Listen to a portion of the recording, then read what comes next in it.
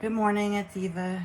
I had a nightmare that woke me up, so I thought I'd just come make a video because I'm up anyway. So what am I going to start with? Okay, well, I guess a topic would be helpful. I'm going to talk about, I hope the fan's not too loud. It's like bloody hot in here. I'm going to talk about post-traumatic growth, which is not a very well-known term. What do they call it? PTG is an acronym, but basically it's not resilience. What it means is, like, resilience is like basically something more common to people who've had perhaps grown up with adversity, and I mean, not to be crass, but they've kind of gotten dulled by multiple traumas to the point where they don't take them in as, they don't, like when they're on like the third one, they don't act as,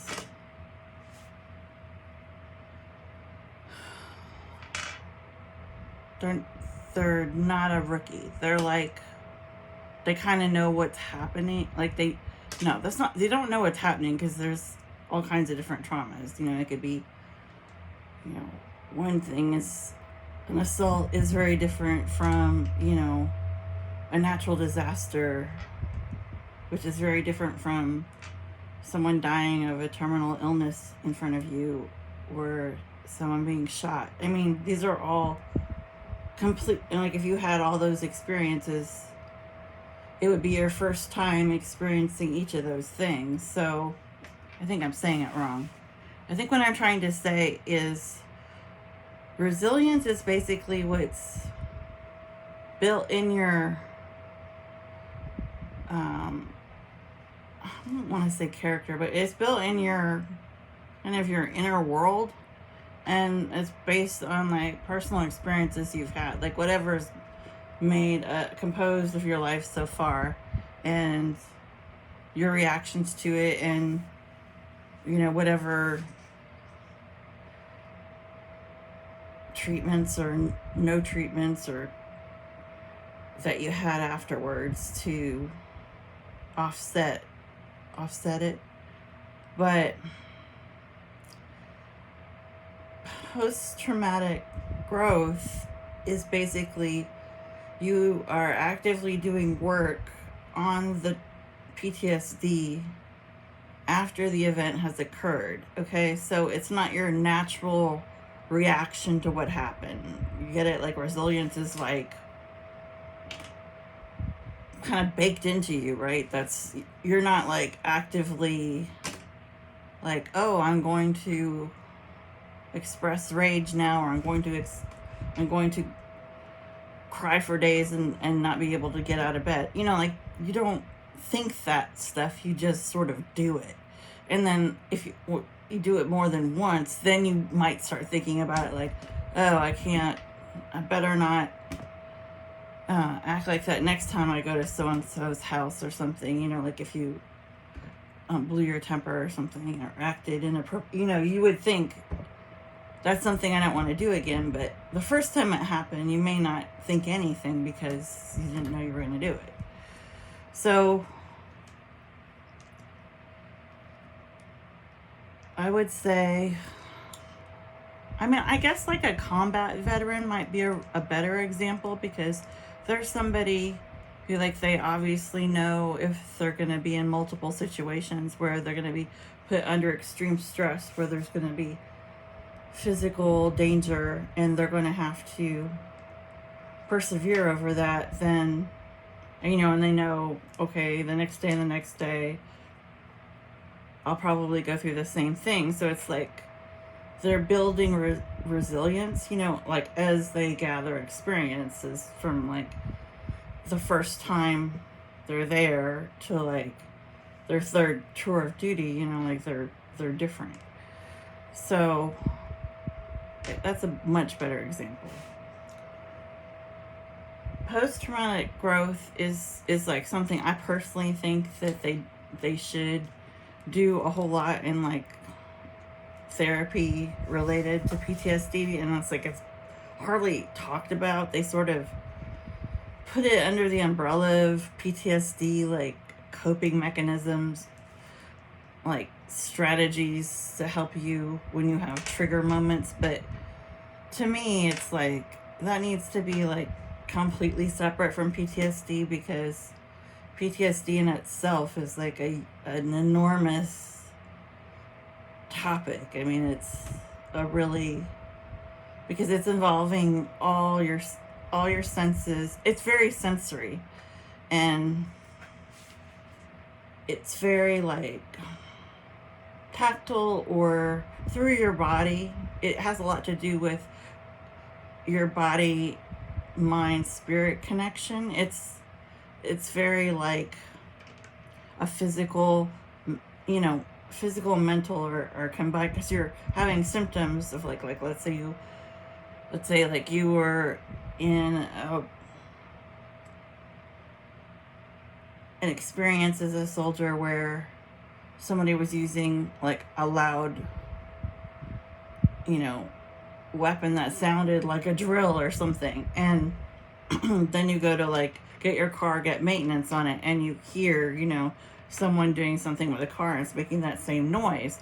Like you might start sweating, you might start pacing around, or feeling sick to your stomach. Like all these things are going to just suddenly happen just from the noise. It's not even like, you're in a car service place, you're not on active duty, but it's like your body does not understand the difference, so it's gonna like start to react. So post-traumatic growth would be, you're gonna identify all the ways in which your trauma could be used as a positive experience, and you're gonna like write them out and then practice them, and it's all these different methods.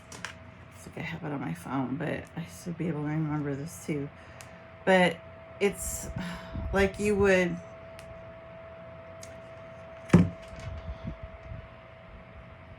work on each area like on purpose. Like you would, try to figure out like how you think that you could improve yourself and improve your PTSD, or improve your attitude, or how you handle things. Like you identify like what helped you. Was it like your faith? Was it, something that you learned growing up? Was it, camaraderie with people who were around you? Was it like how much help you got by other people that were kind to you, or like showed concern so that you didn't feel so alone, when you were severely hurt, like all these things. And then you would like try to strengthen each of those areas. So like you would, if like being physically fit or something like makes you feel more like in control of your surroundings, or that you feel like, okay, well, I could defend myself, if I'm, keeping my body alert and in a way where I know that I would be able to react quickly and more in a self-defense way, you know what I'm saying? Like maybe you go to martial arts class, maybe you learn self-defense, maybe you do all these things to your physical being to make you more prepared to handle life. Not that something else bad is going to happen to you, but just that. And so then the post-traumatic growth would be like, okay, so you got your body, and maybe you started eating well, and you got some like from doing martial arts, you got like a more spiritual connection, because like the dojo is going to teach you like a different culture, and they're going to teach you a lot of like, you know, spiritual principles behind why they do the things for fitness that they do. I mean, there's a whole, you know, art of war. There's a whole thing behind why they do karate or, you know, judo. I mean, like, it's a whole philosophy. So you could say then, like, oh, I wouldn't have learned these new skills or improved myself physically if this bad thing hadn't happened to me. So it's like, okay, so that's what evidence of what I'm talking about. Or let's say, you know, you had like some sort, you know, you got closer to God, you started praying more, you know, like anything where you're actively improving yourself. I mean, I know for myself, I guess with a brain injury, I learned to be a lot more adaptable to like flexible with like learning things with my other senses, right? So I would just have like a million different like ways to help people besides just reading a paper for them. Like if I was helping them find information, like as a librarian, I would, you know, have information sheets already printed out, you know, in all different copies of all different types of things they might ask about, so I wouldn't have to go get a book and look through it and figure out what applied and then go make a copy of it, because it's like copy machines when you have a visual impairment with reading are like a freaking nightmare, especially the numbers. So like I would have, you know, I won't say my hearing was better, but I would be just much more aware of how people communicate. Like, I mean, kind of like, I mean, I'm like blanking on like what particular things, but it's like, I would definitely come up with a lot of different alternatives using other methods to solve the problem that I originally would never have that problem. Like that would have never even come up. I would have simply just gone and got the information off books in the stacks and found it, and then, you know, but like now I have to worry about, oh, if I open up the book, is the font going to be like, so like when I read it, it mashes together and I can't read it because it's like the 2 or 3 lines all merge and it's just a jumble of letter, you know, like I'm going to avoid that. So I'm going to be, you know, ahead of the game and have something already pre-done. So, and I'm losing my train of thought. Okay, let's look at other things. Let's quit using my examples because I'm like, oh. Okay, so some of the things I did, I guess you could say, for my growth when I had what happened to me in the 2.5 years of outpatient therapies I went to, was like I had, this is a sticker book, like something like a kid would get, and I just bought this at Barnes & Noble for like, you know, $10 or something, but I'm trying to find the freaking cover. Basically, it's cat stickers, and oh, here it is. Cat stickers, like obviously it's for a little kid. And I would just, you know, you get the stickers in the back, and then you have to like fill them in to make the cat, right? And then this would help me with hand-eye coordination. So I could tell, kind of like the puzzles did, I could tell when my eyes were more aligned, like how I put the sticker on there. And obviously if I was like making it really crooked or like not even figuring out where it went, you know, or the ear was like over here, you know, like, I mean, I would figure out like, okay, like I need to work on this or that. So that helped me. I also did a lot of like like, this is like a word search, and I did a bunch of word search exercises, and that would like help me be able to look at letters without, I had a really hard time,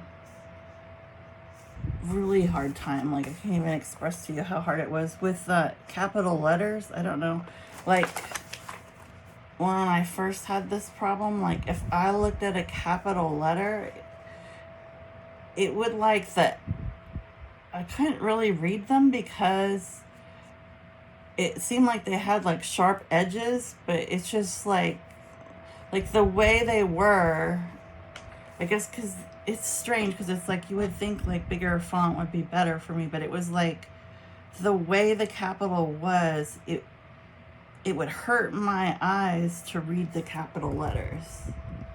And if they were lowercase, like a lowercase a is more rounded, like, you know, it's just a circle with a little line, and I had an easy time reading circles. But if I had to look at a real capital A, which kind of has like, let's see if I can find an A on here. Okay, right there.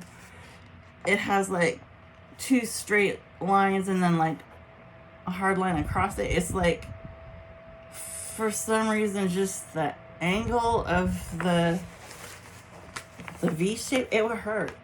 And like when I would read them, it would take more, I think it would take more energy between my messages from my eye to my brain to tell myself, it would take me longer to look at it, I think, and to process it. So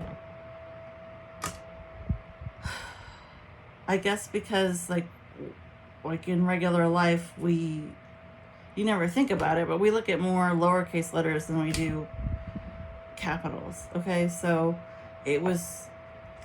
my brain recognized lowercase faster. Okay, that makes better sense. And it had a less experience with uppercase. So this was like, you know, I would go through these stages where there would be like, you know, if it was my memory, short-term memory, or if it was, you know, like, and I would get pretty good at figuring out, you know, with like the speech therapist, who was amazing. Like, she would help me figure out, like, you know, my areas that were like completely not getting better.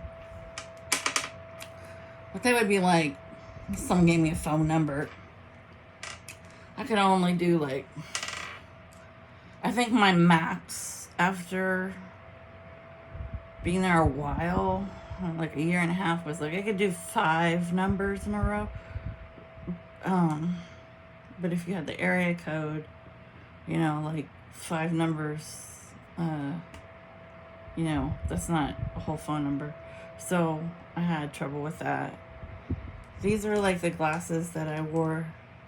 Well, I wear these, they call them, I don't know, they're like F4 shades, or there's some crazy like term for them, but they're also called migraine glasses. But they have like besides being like reading glasses, they have a tint in them, and it helps with all the brain injury people always have, well, I shouldn't say always, but the majority of them have sensitivity to light. So it has like a some kind of red refracted lens. I don't know. I know it's hell of expensive. And it like offsets the pain, the eye pain, the chronic pain. Anyway, then like every day now, I still do these and I hate doing them, but it's like, they taught me all this. It's like a string and it's got beads on it. And then if you hold it like this and then you move the beads, I would have to make it in a straight line, and then you try as hard as you can to match up the colors.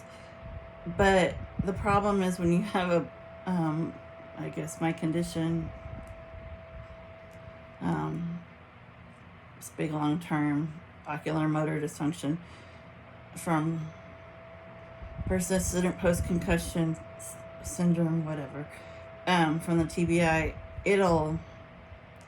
What happens is this is straight and I can do the blue bead, but when I try to do these beads closer to my eyes, the string splits in two.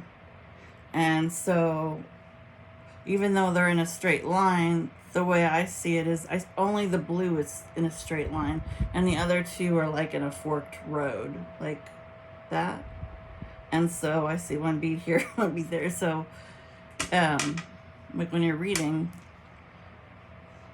it basically is telling you, like, yeah, you're gonna see one number here, one letter here. You know, like it's gonna be like alphabet soup. They're not gonna be together. Like it's not gonna work. So you have to like keep doing this over and over and over and over again. And what happens if you do it? It does hurt, but if you do it constantly during the week, I would finally get to the point where I could separate. I saw all three beads on a straight line, and then you know that your misaligned eye is where it's strong enough to stay long enough, because like with my problem, my eye will jump, you know, when it gets tired. But of course you can't just see that with your naked eye. But if you look, you know, if you had like one of those eye things, those weird eye doctor things, you would be able to see it. But it's like, it'll go like this, and then that's what makes it split. So anyway, it's just, all it is trying to make your eyes stay where they're supposed to as long as possible. But like, it doesn't take away the pain. Like I had one doctor that I had to travel very far to see, and his advice after a very long consultation was just read through the pain. So read through the pain. I was like, well, yeah, well, that's the problem, sir. Like, that's why I'm here. I want to not be in pain when I read like a normal person, like I used to. So like, it's already blurry. So could I just not also have this really painful, you know, eye that's like, can you do something? I mean, like, do I have to have both? Is that what's happening? You know, it's just like, just wondering. But, you know, it is what it is, I guess. I hate that phrase, by the way. And then I also would get like books, like Grey's Anatomy, and I would study, because for a while I couldn't read, even if it was exactly the way I needed it to be. I could only look at pictures, because there was nothing wrong with my visual I don't know, what do you say, photography? I can look at pictures. Okay. So, and then this shows you like your neurons, and then I would study like, I would study all this, like what each different part of the brain does, and then learn all the different areas, and then I would like obsessively listen to audiobooks by neurologists, and like figure out like what neurons, because like what happens when you have a brain injury with a blunt force, and this happens a lot to football players. If you saw that movie Concussion with Will Smith, is the blunt force of them getting knocked in the head, it'll shear off, it cuts off this neuron sheath, I think they call it. No, sheath is what's around it. It's like, you know, the messenger, just like you think like you remember when like, well, you don't remember, like you probably too, but what I'm talking about, but like if you're talking on a phone, and like the phone cord, you know, is it's holding the messages coming from the phone, from the other person, gets to your ear. Well, it's kind of like that. Like if that's cut off, like there's nothing like sending the message, right? Because there's no cord, right, that's gone. And then there's all this scientific information about, well, the nerves grow back over time. Especially if you have brain plasticity, which is like all true. The more you work your brain, the more it'll grow back. The only problem that they don't mention when they say that is that it grows back in the wrong places. Like it's like, it's not, you're not being made by God, anymore, right? It's like your brain's just fixing itself or rewiring itself, right? It's not like a divine hand. So it's like it'll just grow crooked. It'll do whatever it can. It'll take the longest way possible to get to where it's supposed to go. So like the message gets screwed up. Anyway, examples of post-traumatic growth that are amazing are like Viktor Frankl. He wrote Man's Search for Meaning. He was in the Holocaust. He wrote somehow, I don't know how this guy did this, but I might be wrong, I believe he snuck in his manuscript he was writing a book about the meaning of life or something. I can't remember what career he had, but some kind of psychologist or some kind of expert in some field. And somehow he got to keep the manuscript. I don't even understand how that happened. In the camps, he was at, I want to say Auschwitz, but he was at like 3 different prison camps with the Nazis. Because he was Jewish, but 3 years he went through 3 camps in 3 years. And his wife and his parents passed away in the camps, and he didn't know about his wife for quite a while. I don't know if they were at different camps or what, but he had one sister living when he got freed, when they won the war, and she had somehow, she's fled to somewhere else and was safe. So with that, but anyway, he wrote he finished his book, and he used a ton of stuff from the camps, his experience at the camps, on how his philosophy of life was like, as long as you have a purpose in life, you can hang on, even if your daily life is, I guess, like, your quality of life is so poor, or to the point where, he spent a lot of time talking to people in the camp who wanted to kill themselves. He dealt with people who were, starving and being beaten and, going through, like, just the worst experiences of their lives. And it's like, he would encourage them to, like, just find something to focus on. Like, his focus was working on his book whenever he was in his bunk. But other people, like, maybe, if they had something, some of them were able to, like, if they were musicians, they were able to get favor and play, like, in the band for the Nazis. That's kind of a dismal experience, obviously, but they're at least getting to be around music and at least being given an instrument. And it's like, if they focused on that, it would be like something that could get them to the next day. And he had a whole written up series of bullet points on, like, how you can get through extraordinarily horrendous experiences just by your attitude. Like, he believed people can change your circumstances as much as they want, but they cannot take away how you react to your circumstances. So that's like, that would be what's the phrase? Post-growth whatever. Yeah, you get it.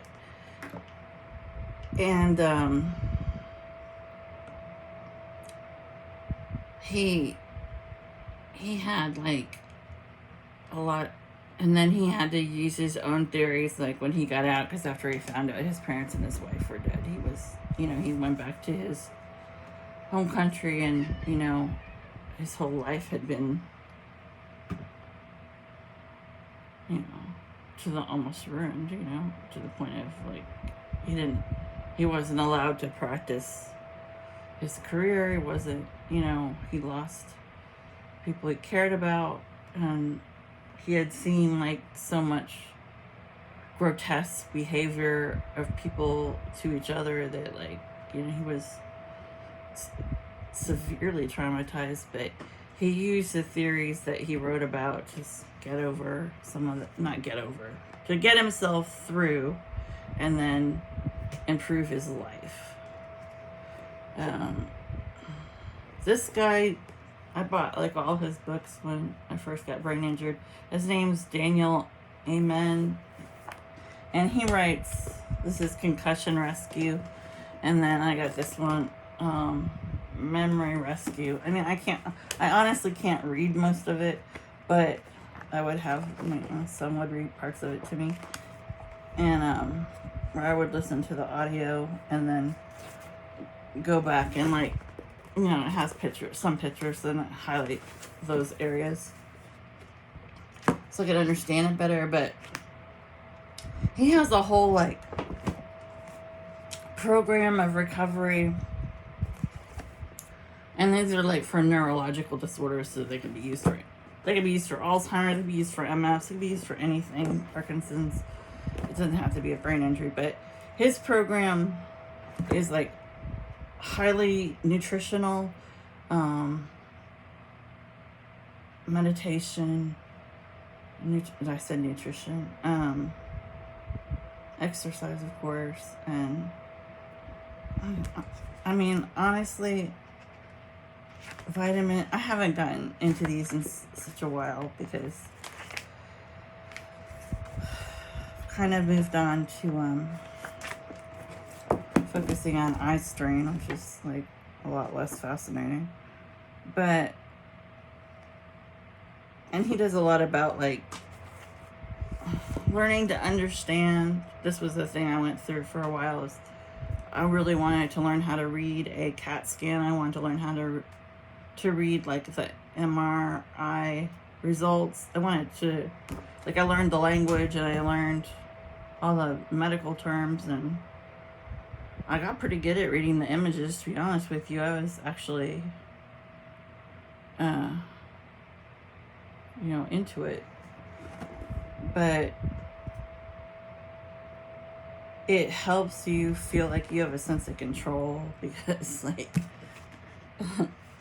like I think they found like 10 lesions on my brain at one point, and I knew from where they were placed that it was in an area that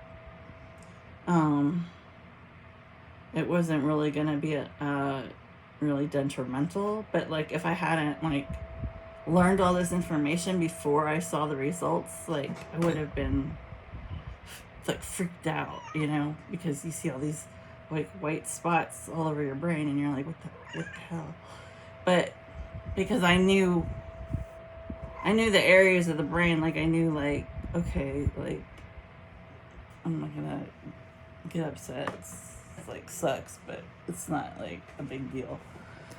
I'm not gonna go too much further on this.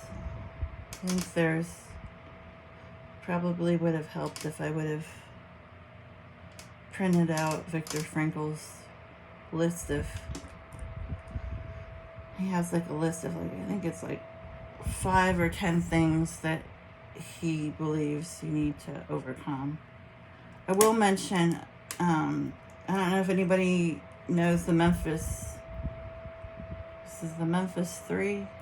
It was like 3 men when they were probably the end of high school. I want to say Alabama. It was somewhere down south where they were convicted of, one of them was like really into rock and roll and had a band and like was really goth, and the other one had like a very low intellectual capacity. He was a really nice guy, and I can't remember much about the third guy, but they were all tried and convicted, and put in on death row for killing three young boys, and they were also mutilated down in this creek area. I think the kids were maybe 9, and then they were on their bikes or something. But later, Johnny Depp and I don't want to say I don't know if I'm right about that. Who? Oh, Pearl Jam, the guy from Pearl Jam. They all did a bunch of fundraising for the one main guy, the one who was like the kind of goth guy. He was really into music, and well, for all 3 of them, but that was like the representative. He's the one who always talked on like when they had press hearings, press releases. And the whole reason I'm bringing this up is the guy who was the main representative of the 3. I can't believe I'm forgetting his name, but he ended up writing a book, and I love his book. It's in my garage where I'll be showing it to you. I love his book so much. But he fell in love with a woman who was a news reporter, and she was coming in there and interviewing him before all the evidence released them. And anyway, he told her a lot, and then they were in our articles before he wrote his own book. But he did meditation, like when he was on death row. He would do it like, I want to say like 6 hours a day or something. Like he would meditate, and he had a whole he had a lot of like police brutality on him at that point, because he had been in there since he was 16, and I don't think he got out till he was 30, I want to say. But he'd been in there a long time. It might have been longer, and they were all innocent. They still don't know who killed those boys, but I think the documentary sort of points to the stepfather of one of the boys or something weird, and some cover up by the law officials. But he is really a big advocate for music and meditation being the main sources he used to escape and go within and block out, because this is noisy and horrible if you're in like a maximum security prison and you have to listen to all these people and all the noises that are associated with their daily life. And it was just quite moving. And I'm like a terrible meditator. I'm working on it. But I mean, he got me convinced. I was like, I totally need to be doing this, because I think it changed his brain, like his attitude. Like, I think it literally got him through that, because he would get such like able to control his thoughts and mind and not let things get to him. So it's like he did not get taken down so much by depression and anxiety. I'm not sure he had it, but it wasn't like, he didn't feel like that experience was, even if he hadn't gotten out, was going to destroy him. He made a life in there that he had meaning, and he had something that he was good at, and that gave him peace of mind. And it's a really amazing book. Of course, I don't have it, and I can't remember the title, but I mean, if you look at the Memphis 3, he's got tattoos and black hair. I mean, it's only one of the 3 guys who wrote a book about it, their experience there. So anyway, all right, well, on that note, I'm going to attempt to go back to sleep and hope that there are no bad dreams waiting for you.